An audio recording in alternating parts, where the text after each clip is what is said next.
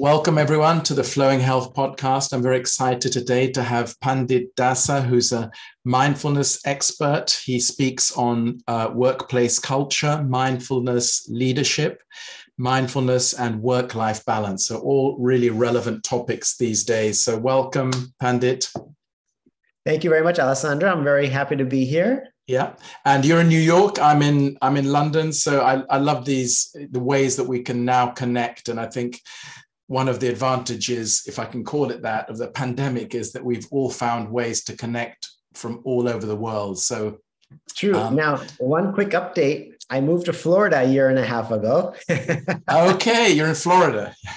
Yeah, I moved to a warmer climate. Oh, nice. From New York, yeah? Yeah, from New Jersey. I was back and forth in New York, New Jersey a lot. Yeah. I decided to leave that cold weather behind, move to a warmer climate, and I'm in Florida for the last year. Wonderful. And the pandemic is when I moved here. Oh, wonderful. Great. Good timing. And I think today we're going to talk about, I love this quote actually from your latest book. Our mind has greater depth than the ocean, and it is capable of storing more apps than any smart device. So I think you talk a lot about in your latest book, which is called Closing the Apps. You talk a lot about the mind, but maybe we can start with a little bit about your story, because I know you've been a monk in the past. You've had quite a colorful life, and then you came back into the corporate world, and now as a speaker to inspire companies on workplace culture, and you're in great demand as a speaker. So I'm really honored to have you here today. Do you want to start a little bit by telling us, how you came to become a monk and then come out of becoming a monk? Yeah, sure. So I grew up in Southern California in Los Angeles, and my parents had migrated to this country from India in 1980. They came over with little to no money. And one of the first things they did was to set up a small shop on Venice Beach, California. Not sure if you've been to Venice Beach, Alessandro, or not, but it's an interesting place to visit. If you ever go to LA, you have to visit it. It's famous. I've heard of it. I will be going, yes. Yeah, it is famous, a very interesting place, very colorful place for sure. And so they set up a small shop selling gift items, very humble, very simple beginnings in this country. And within a matter, and they were working 7 days a week, literally, just to be able to put food on the table, and very hardworking people. And within a matter of about 8 years, hard work. And of course, there was a lot of luck involved. They established a multi-million-dollar jewelry business actually in Los Angeles. So we began living that American dream that everyone comes to America for, economic stability, financial freedom. And so life was great for a while, but, life has its ups and downs, and our life has seen quite a few ups and downs, probably more than the average person. And then in the early 1990s, my parents' jewelry business caught on fire. The factory caught on fire, and we lost our inventory. Our electrical plant burnt down, and we lost everything. And so we actually literally lost almost everything: the house, the cars, the business. And at that time, my dad decides to explore new business opportunities in post-communist Bulgaria. Mm-hmm. And I don't know if you've been to Bulgaria or not. No. So, it was a very interesting time because the country had just come from communism to democracy. And, no one spoke English at that time. This was 1992, 1993. Wow. No one spoke English. So I was really a stranger in a very foreign land. And then everything on TV was also in the local languages. Nothing was in English. And everything in the movie theaters was several years old, because I don't think Western movies were allowed during the communist regime. So here I was, nothing to do, no one to talk to, no internet, trying to figure out what in the world just happened to me. It felt like I got hit by a brick, and, just feeling a little depressed and down and anxious, trying to figure out where my life's going. At that time, I picked up on a mindfulness meditation practice during the most difficult time of my life. While you were there. While I was there. And meditation was something familiar to me, because my parents, growing up as Indian, you're kind of familiar with some of these things. And so I started doing that. And I can say that really helped me stay calm and sane and remain centered during all the turbulence I was going through. Then after 2 years, we decided to leave because the country was very unstable, even felt unsafe. So we left, came back to the US, and helped my parents a little bit more. We were on the East Coast in New Jersey because they wanted to be close to New York City.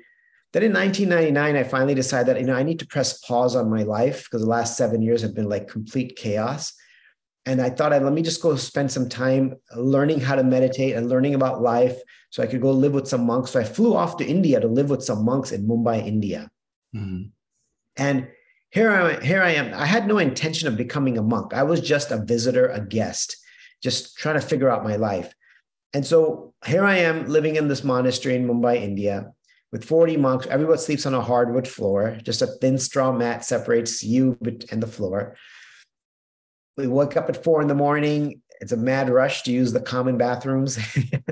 And then the meditation started at 5. And we would go on for several hours. And the rest of the day was meant basically very simple living. You're helping to cook, you're helping to clean, you're serving one another, you're serving the community. It was a life of simplicity, humility, and service. To my own surprise, I fell in love with it. I decided to spend 6 months in different monasteries in India, just really exploring my own spirituality. Came back to the US, moved into a monastery in New York City on the Lower East Side. You ever been to New York? Yeah, I have. Yeah. So New York, the Lower East Side is a bit of a wild place. I moved into a monastery there, thought I'd spend maybe 6 months and then leave. Spent 15 years as a monk in New York. During that time, I was doing a lot of speeches and teaching workshops to college students at Columbia University, New York University, and just traveling around the country speaking to college students on stress management, mindfulness, meditation, all of these things. And then about 8 years ago, almost 9 years ago, I decided to leave the monastic life so I could bring these messages into corporate America, essentially. But for the last 8 years, I've been speaking globally on workplace culture, work-life balance, mindfulness in the workplace, mindful leadership. And so that's a little bit of my journey. Wow, fascinating. And also, was there a time that you just thought, I've learned enough, I want to bring this out into the world now? Did something happen, or did you just feel drawn to sharing that, into the corporate or into society, really? Well, I was definitely drawn to sharing it to broader audiences. As a monk, my audiences were going to be quite limited. Yeah. Especially 8-9 years ago, corporations weren't going to invite me. So I'd basically be kind of reaching out only college students, high school students.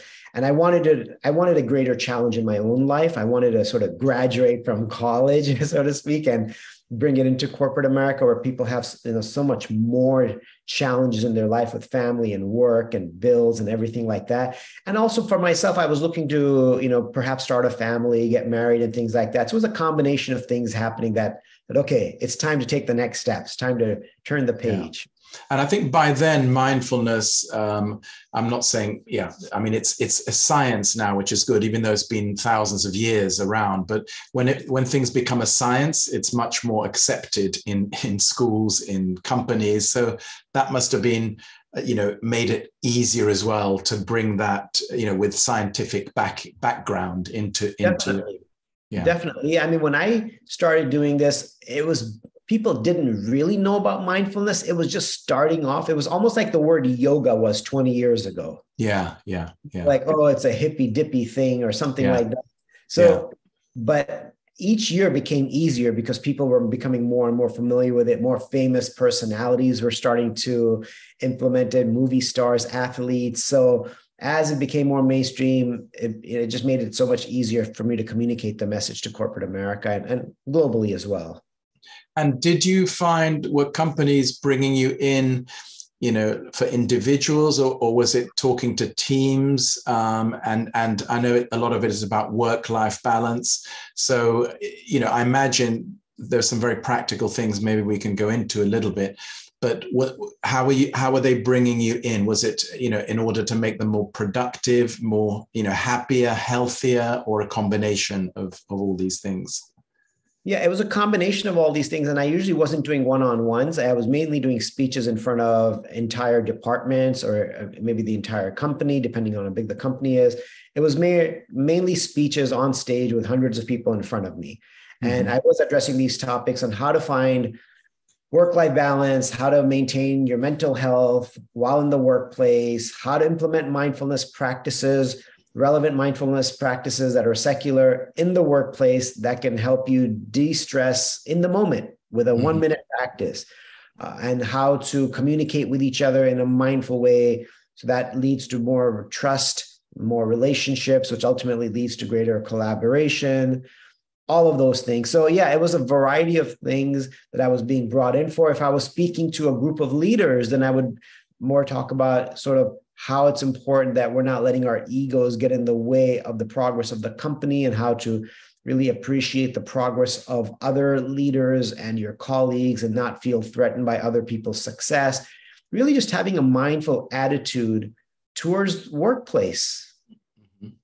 I suppose we have to start with ourselves. So I imagine you were sharing practices that people could, because I think in corporate, often people are thinking the staff need to change, or so-and-so needs to do this. But actually with mindfulness, from what I understand, and I love Buddhism, I've been on quite a few retreats myself with some of the Tibetan gurus, always starting with ourselves and then reflecting that out into the organization or to our families or to those around us.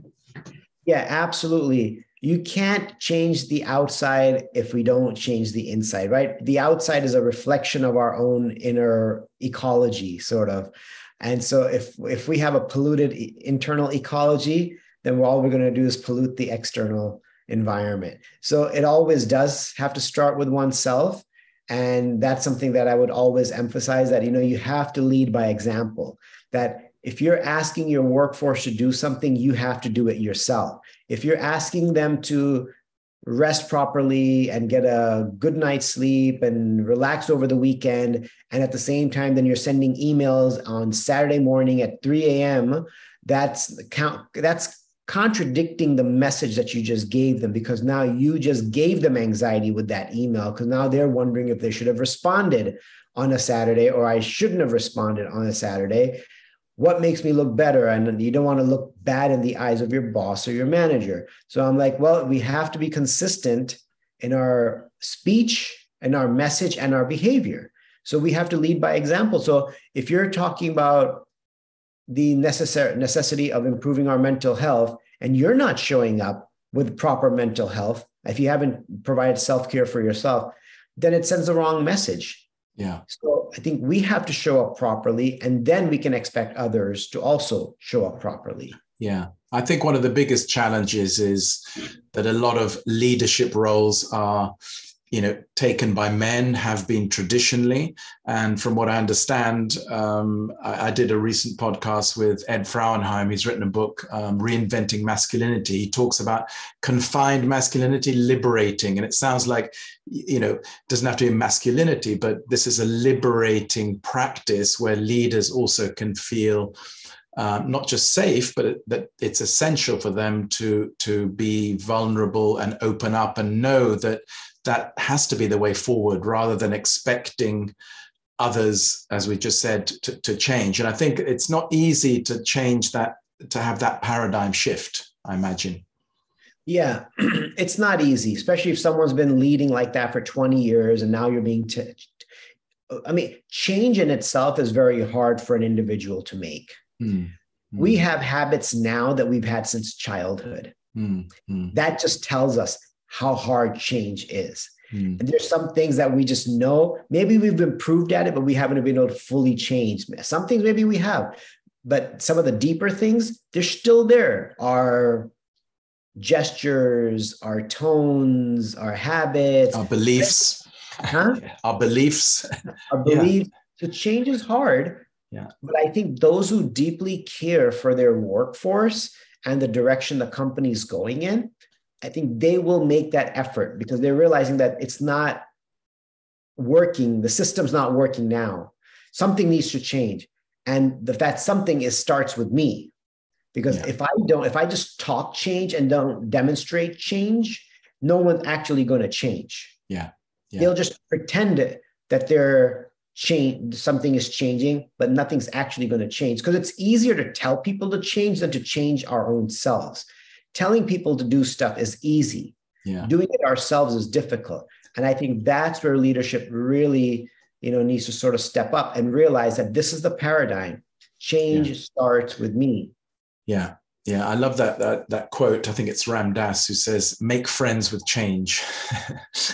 It's Yeah. it's there all the time. Let's make friends with it. And I was going to ask, since the pandemic, I'm just curious. I imagine that you're much more in demand as companies are realizing, mental health, physical health, all these things are so related. Whereas before it was, be productive, like you said, even working on weekends, just do everything the company tells you. Whereas now I think there's definitely been a shift. Have you found that as well? Yeah, you're definitely right on there. In 2020, when it all started, March or something, when the whole pandemic hit, I really thought it was kind of like game over in terms of my speaking career. To my own very pleasant surprise, it was one of the biggest years that I've ever had. It was the biggest year since I had started speaking in the last 8 years. Wow. And similar thing in 2021. And it really was because mental health became a very prominent issue. It always had been, but now people were talking about it because everyone always thought that they would have an improved work-life balance when they were working from home. However, they just didn't expect that their spouse would be home and their kids would be home and their pets would be home. You always imagine like, oh, I'm sitting in my socks and my pajamas and no one is home. That feels so good. No, everyone's home. Yeah. The kids don't care that you have a meeting and they're going to school. And if they're too young to go to school, then they need your attention while you're trying to get work done. And then your spouse, because you're with each other, then they're making demands of each other. So it was creating a real burnout scenario. And because of that, people were reaching out more to me to talk about mindfulness. Like, how do we practice mindfulness? How do we get relief from all the stress and anxiety of working from home? So it did give a little bit of a boost. I wish I could have gotten a boost in different ways, but not the pandemic. But anyways, that's how it came. And I'm glad I could help these organizations and individuals through my speeches. Brilliant. And I think, we were all pushed in directions we never could have imagined. I think with me as well, Qigong, my practice teaching had to go online. As a result of going online, there were more people I could reach all over the world, from Goa to New Zealand, which I never could have imagined previously. I have a feeling, because we're kind of short on time, we're going to have to do another call, because I'm really interested. You've got 2 books. I'm going to put the links in. You've got a YouTube, TED Talk. You've got, lots of information. I'll put them all in so people can learn more about you. Maybe in the last few minutes, I'm just curious, our mind has greater depth than the ocean, and this idea of storing more apps than any device. Can you just talk a little bit about the capacity of the mind, and maybe things you might be sharing with people on something simple they could do to realize that actually, firstly, we're not the mind and they're just thoughts coming and going. And I love this other Buddhist expression, the mind limitless as the sky. It's almost like it's incredible, but we tend to think it's limited. So talk a little bit around this, your idea that it has greater depth than the ocean. And well, there's an article in Psychology Today that mentioned that the mind has, an average person has between 25,000 and 50,000 thoughts every single day. Mm-hmm. That's approximately 1,000 to 2,000 thoughts every single hour. Mm-hmm. And the mind is, if you think about it, it is just endless. It's an endless flow of thoughts and ideas and worries and anxieties. And it really is limitless. What can't we imagine in our mind? We can imagine anything and everything in our mind, right? The most amazing science fiction movies have started in the mind. So it's an absolutely phenomenal mechanism that's living inside of our head. And, we don't realize that it is something that we need to learn how to manage and control. Because if not, sort of like a puppy, if you don't train it, it'll make a mess all over your life. Mm-hmm. Mm-hmm. Yeah, and often they talk about monkey mind as well. It's like running around, isn't it? It has to be tied down or brought back. Yeah, our mind is either in the past remembering negative things that have happened, And unfortunately spends more time thinking about the negative things than the positive things. Because I think negative things that probably just make a deeper impression on us than positive things do. They go deeper into our psyche. And then we also, when we're not in the past, our mind is constantly planning the future, preparing for the future, which is fine. But then it starts coming up with worst case scenarios about things that haven't happened yet. So when it's doing all of this back and forth, and most of it's anxiety related, it's just draining us mentally and emotionally. So if we can learn to bring it in and stay in the present moment to what we're doing, as opposed to in this direction, that's when we can really be focused and be more peaceful. Because we can't control whatever's happened in the past. We can learn from it and we can grow from it. And we can prepare for the future, but we can't predict exactly how the outcome is going to be. So knowing that these are unknowns to some degree, why not stay in the present, focus on my task at hand? And that if I focus on that task, the destination, I'll get either close to the destination or I'll get there. So mind's like that. It needs training, and mindfulness is one of those amazing tools that can help us train the mind so that we can get the most out of it. There's some wisdom texts of India that mention that the mind can be our best friend or our worst enemy. And I think we can all relate to that. I think we can all relate to a time in our life when our mind has taken us just down the sewer, just to the worst place possible, and led us into depression and anxiety and sleepless nights. It's really our mind doing it to us. Nothing else doing it except the mind. So when we realize how powerful of a tool we're walking around with every day, it's something that doesn't even go to sleep. When we go to sleep, it's thinking, it's having dreams, it's having nightmares, it's planning. It actually doesn't take rest. And what happens to any mechanism that doesn't take rest? Well, it's not going to function so well. So mindfulness is one of those things that pacifies, calms, and allows the mind to rest a little so that it can get back and function at an optimal level. And I know certainly when we sleep, the brain is flushing out toxins. There's a lot going on. People just think we're asleep, we're unconscious. There's a lot going on that needs clearing, like you say, maybe things about the past or memories or worrying about the future. So is the main idea maybe about really just being fully present to where we are and what is going on? Is that the main kind of focus, would you say? Well, part of it, of mindfulness, is to be in the present, but in the workplace also to practice mindfulness before your meetings. Or if you think it's going to be a tough meeting, or even if it's not, just getting your mind right.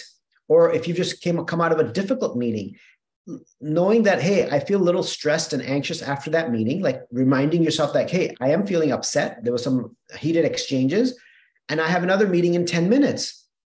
Now I'm going to carry this baggage into that meeting. Instead of doing that, let me take a few minutes and do some mindfulness breathing exercises so that I can let go of some of that baggage so I can actually have a productive next meeting.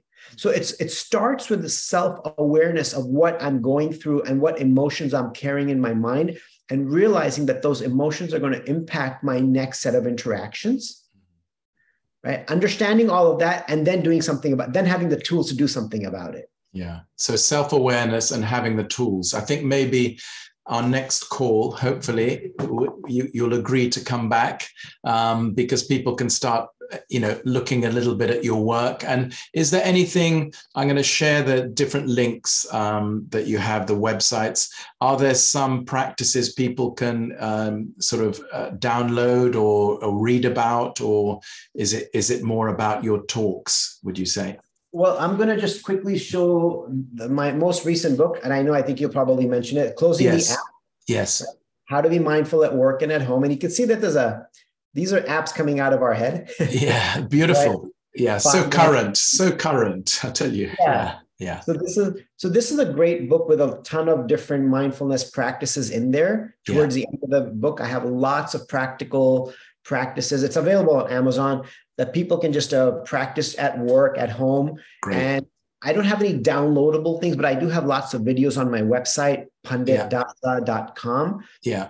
All of them are related to mindfulness in the workplace or in our personal life. So people can check those out. I've got a lot of articles and blogs also on a blog on my website. So there's a lot of stuff out there. And then, of course, people can always follow me on LinkedIn and Instagram. I'm very, very active. I believe that's where we first met. We did, LinkedIn. yeah. So I'm very active on both of those platforms. So people can definitely follow me there and ask me a question if they have. I do respond to those messages. Great. So that's how, people can find me. Fantastic. Well, I will put all the links in. I definitely, have a lot more questions on things like workplace culture, because it's changing so much that a lot of people are a bit lost. So I'm sure mindfulness can be part of the solution, and we can maybe have another chat about this. I know your time is precious. You have to go now. So I really appreciate you joining us. I'll put the links in. People can, buy your book. It looks amazing. It's interesting because I've had you on, my podcast, but I haven't read your book yet. So I'm glad you explained a little bit, but I will be reading it. And maybe after that, we can have another call, talk about these apps that we need to delete and maybe no longer store. Yeah, I would be happy to have another conversation. And I do hope you enjoy the read. Yeah, I will, I'm sure. Thank you so much, Pandit, and have a great day. Take care. Thank you, Alessandro. You too. Thank you. Bye-bye. Thank you. Bye.